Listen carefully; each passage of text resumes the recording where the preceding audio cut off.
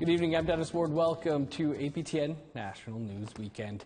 The remote northern community of Shamattawa has declared a state of emergency over a suicide crisis that has left a 7-year-old in critical condition. Daryl Stranger reports. Shamattawa First Nation Chief Eric Redhead is worried about his community. He said there have been a number of suicide attempts in recent months, but 2 recent incidents prompted the state of emergency.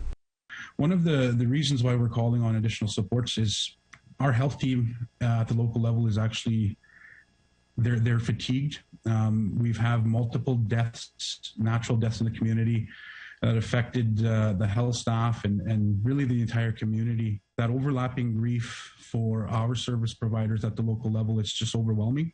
And so we're calling on additional supports to be provided to my members. Chief Redhead said a mother of 4 died by suicide and a young child is in critical condition after an attempted suicide. The mother was Chief Redhead's 32-year-old sister. A request was made to Indigenous Services Canada for a child and adolescent mental health therapist, as his main concern is the youth. Indigenous Services Canada says they already have supports in the community.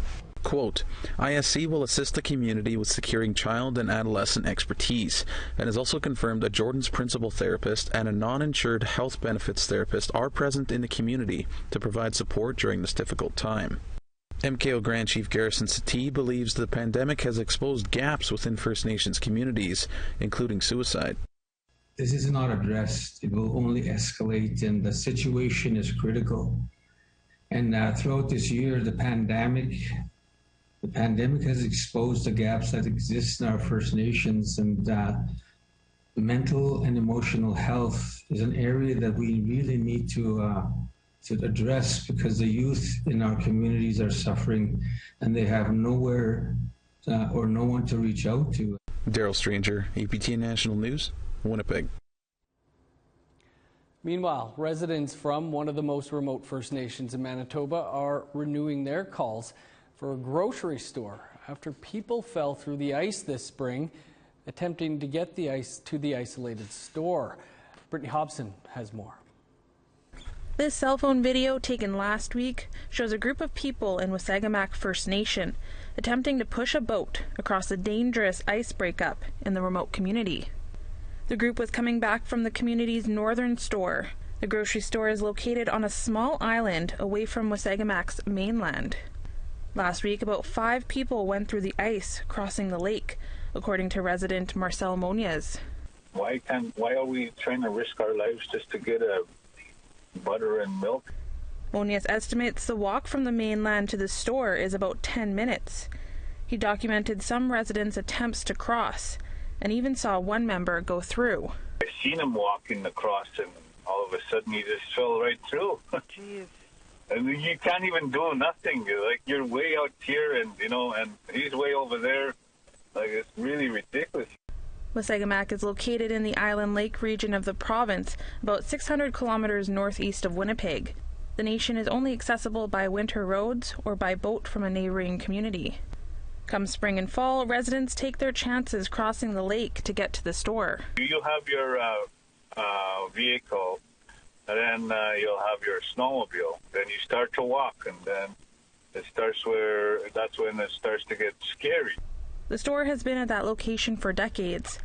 Many residents, including Moniez, have been calling for construction of a new store on the mainland. Well, I'm hoping maybe the Northern and my community will have a renegotiation where we can come to a terms where it's very flexible. The Northwest Company owns a northern store. In a statement, they said they are aware of safety concerns, and we've been actively working with Chief and Council regarding plans for a new off-island location for the store. Although our discussions have been delayed due to the pandemic, we are optimistic that we will come to a mutual, agreeable arrangement. Monia says the community has started breaking up the ice to create a safe path for boats to travel. Brittany Hobson, APTN National News, Winnipeg. Parts of Saskatchewan, northwestern Ontario, and Manitoba are on fire. One Cree community in Manitoba had to be evacuated Tuesday as flames raged towards some houses. Brittany Hobson again now with that story. Travis Pronto was at his home in Mississippi Cree Nation Tuesday afternoon when things took a turn. I was just looking out my window. I was hearing helicopters going by like crazy, so I just checked it out and seen all that fire raising to the sky. I heard a big explosion too.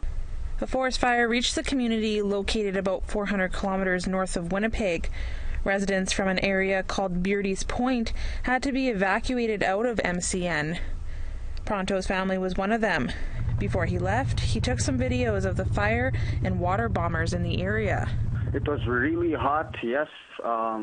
We just thought our whole loop was going to burn and all these houses were going to catch on fire that were on the other side of the bushes there. And we're worried that these new houses that they built where we live were going to catch on fire too. 80 homes were evacuated to nearby Grand Rapids or Thompson. Chief Heidi Cook says 2 homes burned down, but there were no injuries.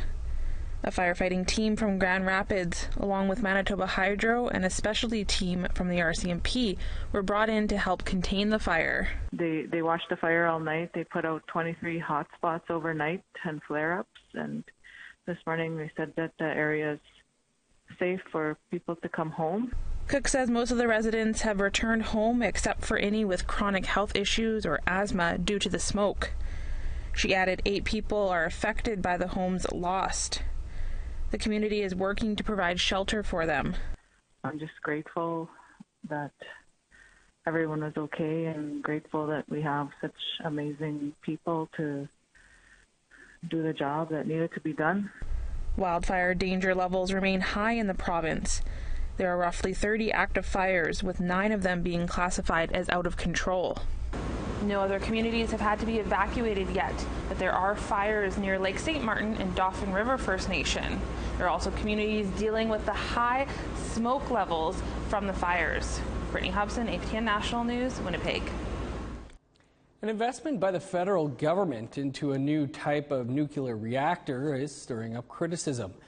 And some Indigenous leaders in New Brunswick are speaking out against the $50.5 million project. APTN Investigates' Christopher Reed gave us a deep dive into that story. Recycling facility. Moltex Energy Canada is getting $50.5 million to develop what the nuclear industry calls a small modular reactor, or SMR.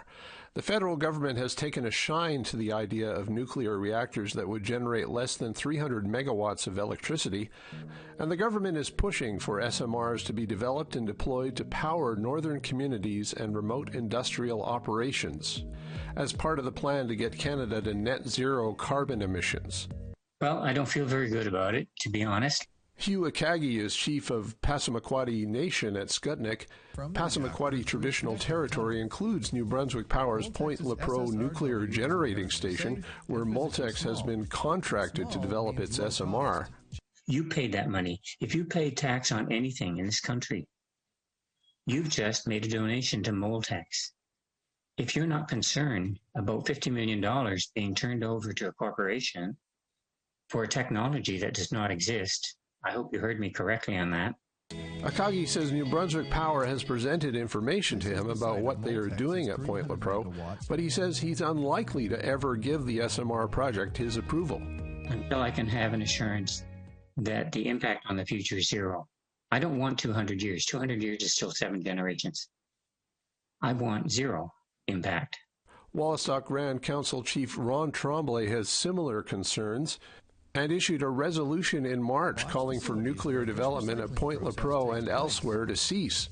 But Moltex Energy Canada's CEO, Rory O'Sullivan, says his company's small modular reactor design will recycle spent nuclear fuel from full-scale reactors. Instead of putting it in the ground where it'll be radioactive for very long periods, we can reuse it as fuel to create more clean energy from what was waste. We can't get rid of the waste altogether, but the aim is to get it down to about 1,000th of the volume of the original long-lived radioactivity. Despite Moltex being in the early stages of their project, O'Sullivan is confident, though he says he used to see nuclear as more of a problem than a solution. When I graduated as a mechanical engineer, I saw that nuclear is potentially is too expensive, has the waste issue, has a potential safety issue. Well, actually, with these innovative new designs, you can potentially have nuclear power that is lower cost, cheaper than fossil fuels. You can deal with, you can get much safer solution using innovation, and you can potentially deal with the waste. So that's when I personally came around to maybe we really need to look at nuclear a bit more. Gordon Edwards doesn't share O'Sullivan's confidence. Edwards is president of the Watchdog Group, the Canadian Coalition for Nuclear Responsibility, and works on a radioactive task force with the Anishinaabe Nation and the Iroquois Caucus. He notes the Moltex SMR plan involves a preliminary step of dissolving spent nuclear fuel in molten salt, and there lies an issue, he says. What happens when you dissolve the solid fuel in a liquid, in this molten salt, then all of these radioactive materials are released into the liquid, and it becomes more dangerous to contain them, because a solid material is much easier to contain than a liquid or gaseous material. Nuclear skeptics like Edwards and Akagi have an ally in Parliament with Fredericton MP Jenica Atwin of the Green Party.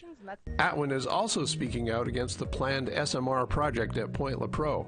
My basic premise is that the government needs to be more responsible in the information that they're sharing, just in general, to talk about the risks that exist alongside whatever benefits they're kind of, toting. And right now we're only hearing that it's the greatest option. This is how we fight climate change. It is it's cheap energy, and I'd have to disagree. If all goes to plan, the Moltex SMR could be operable by about 2030. Christopher Reed, APTN National News, Winnipeg. Time now for a quick break, but stick around. There's much more to come.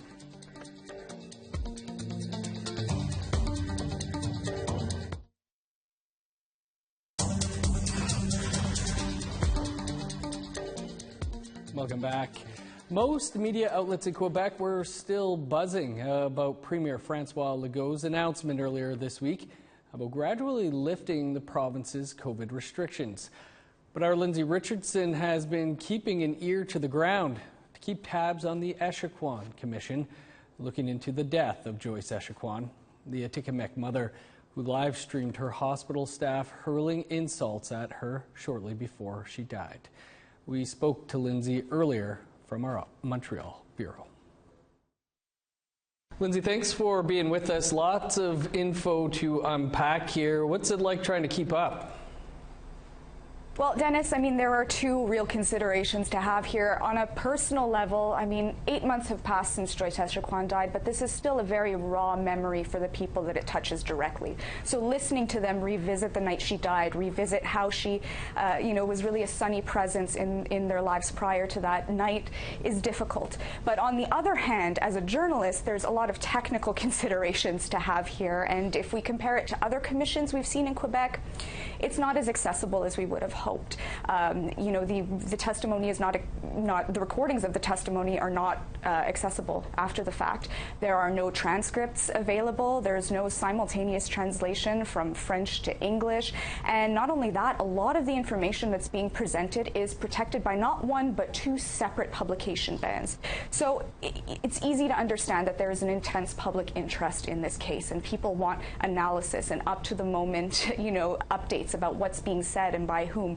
But it's proving to be a bit of a challenge bringing the information forward in a concise way, in a timely way, and most importantly in this case, in a correct way.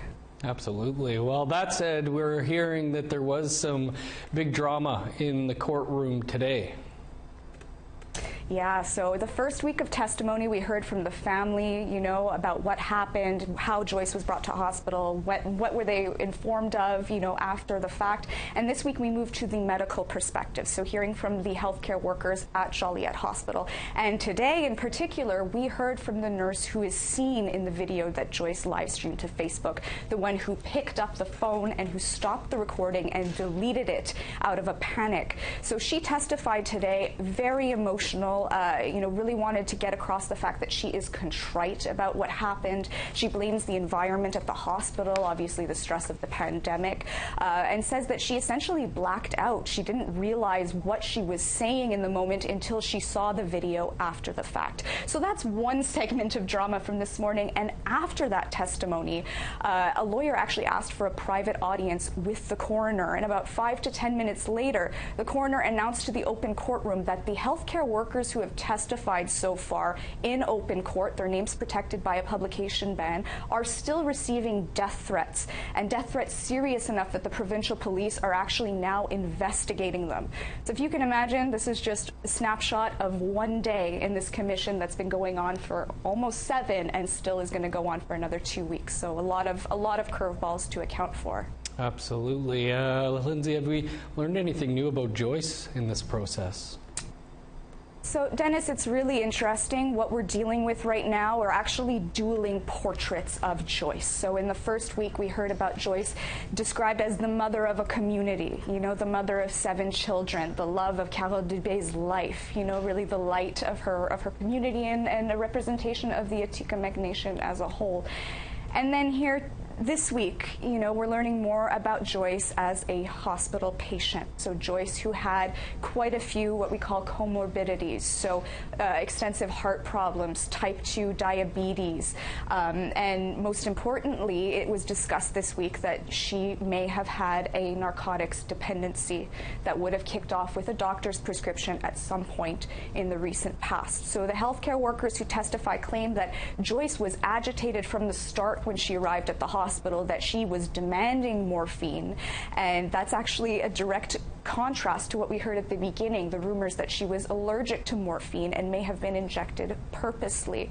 So a lot of information coming out, hard to make heads or tails of it here. It really is a bit of a perfect storm situation, a lot of moving pieces to consider. What about the hospital itself? What more do we know there? So pretty much everybody who's testified so far, they were asked directly about whether they received cultural sensitivity training, and across the board they said no. Most of the healthcare workers there only received a 3-hour online workshop to sensitize them to Indigenous realities. We don't know anything about who was leading those workshops or what was covered or if there was any follow-through after the fact.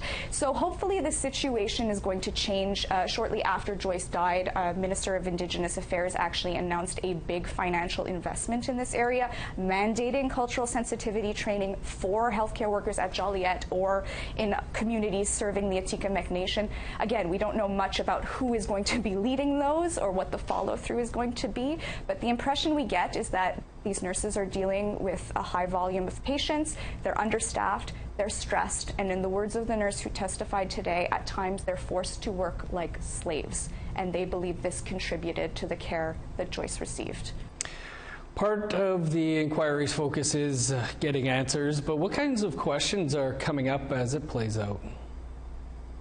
So this is something that I actually have just learned. This is my first coroner's inquest, and my impression at first was that the coroner is there sitting in essentially the director's seat and watching the scene play out between the witnesses and the lawyers who are charged with questioning them.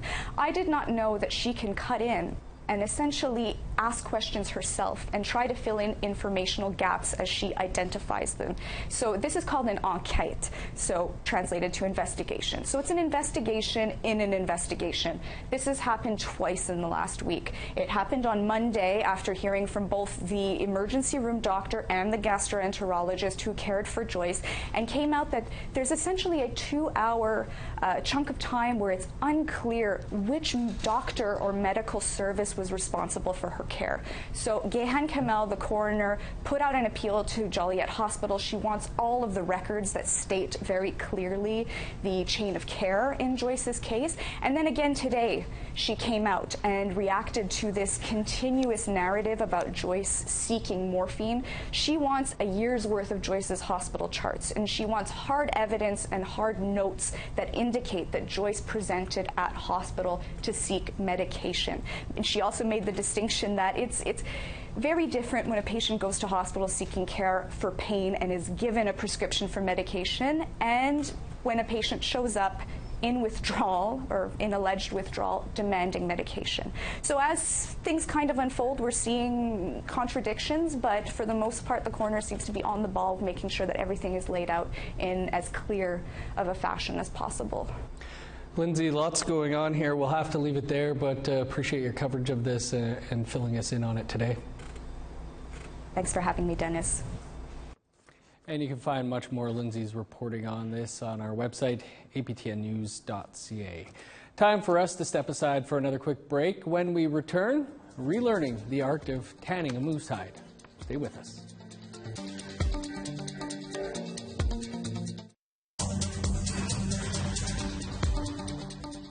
Welcome back. A family in Calgary, Alberta spent the better part of the last month relearning the art of tanning a moose hide. As Tamara Pimentel shows us, the finished hide will clothe the entire family and revive a lost tradition.